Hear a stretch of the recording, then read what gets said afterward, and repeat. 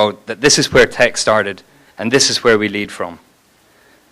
San Francisco is sat at the head of Silicon Valley, and it is with great pleasure that I can publicly announce today that through Tom Poser and Wes Powell of Jones Lang LaSalle, RocketSpace is looking to expand into an additional 150,000 square feet of offices.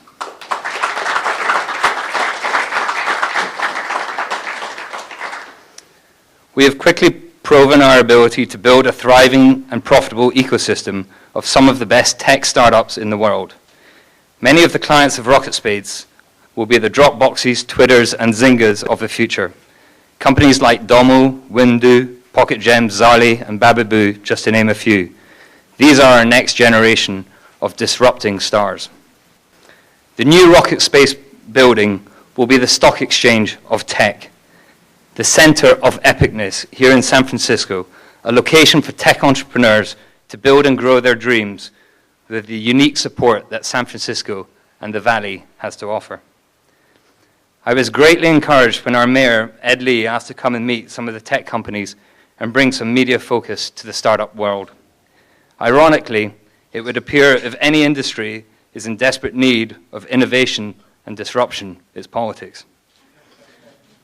Mayor Lee, your presence here today shows a needed political support for the technology industry in San Francisco, and I thank you for that. I only wish you had tweeted this morning's announcement from our stage. Ladies and gentlemen, allow me to introduce our mayor, Ed Lee.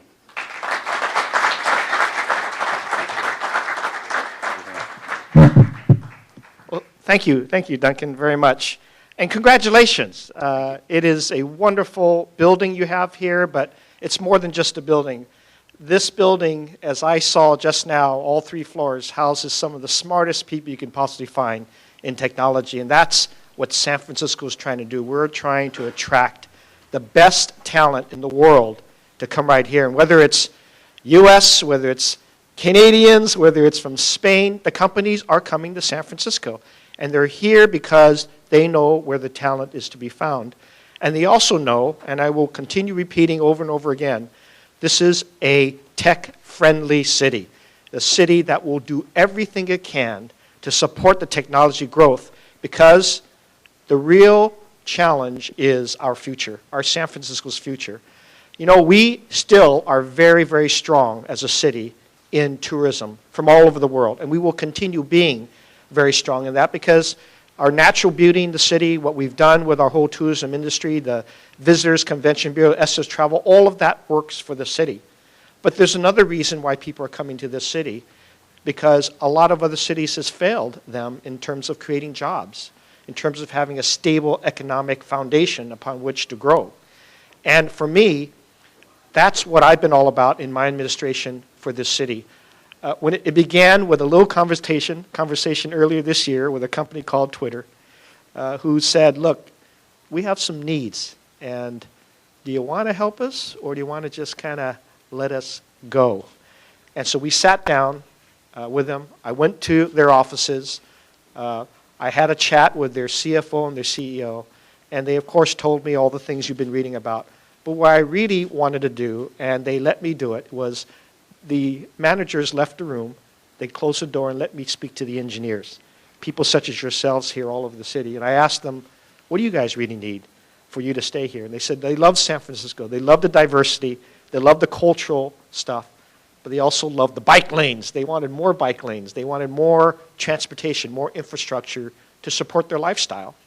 And they said, you know, by the way, tell our bosses you can do something for us. And if you can get us help us with the challenge with the payroll tax, that'll be a great decision that we can make together.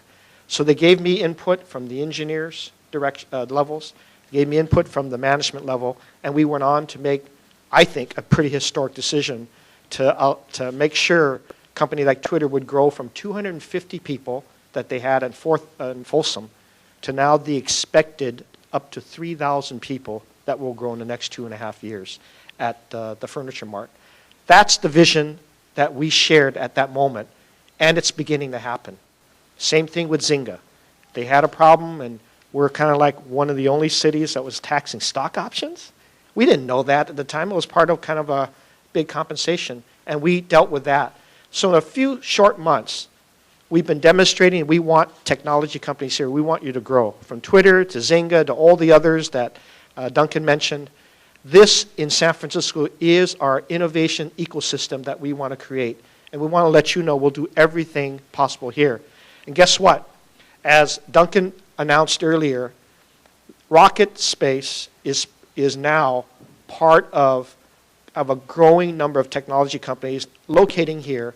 And this year, across all of the leasing spaces that we have, over 4.5 million square feet of office space has been leased just from the beginning of this year. And to date, from January to June of this year, of that 4.6 million square feet, 1.6 million square feet have been leased by technology companies. Tech leasing has become our very basic business in San Francisco. And it's not just the space, as Duncan has demonstrated. It's the whole bundling of services that come with this space. It's the smart way of doing things. Because the city, along with every other city, if they're going to survive, they've got to be smarter about it. They've got to really reach out to the new technology.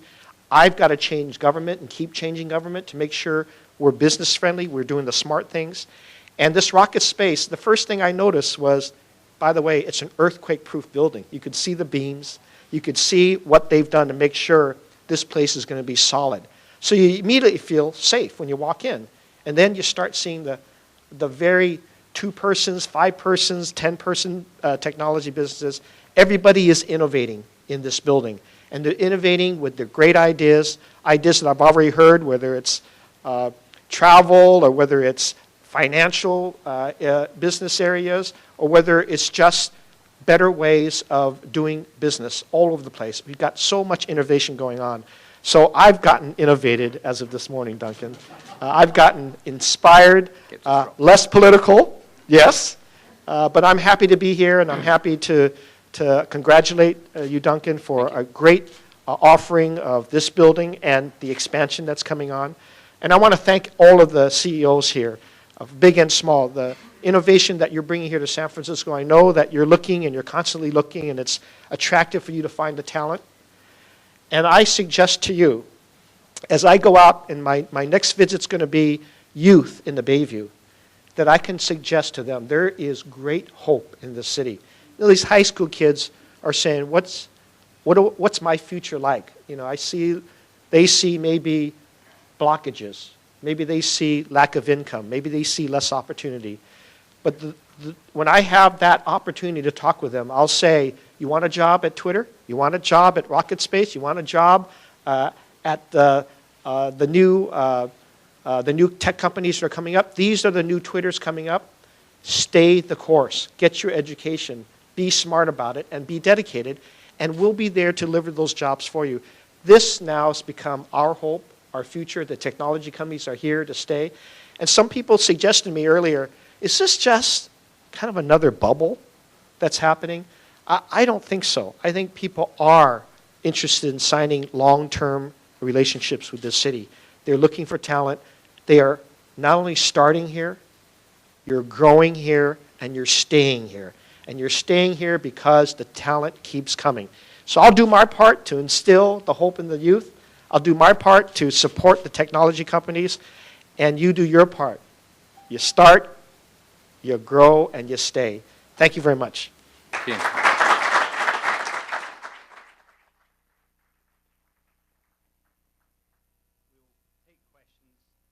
Purely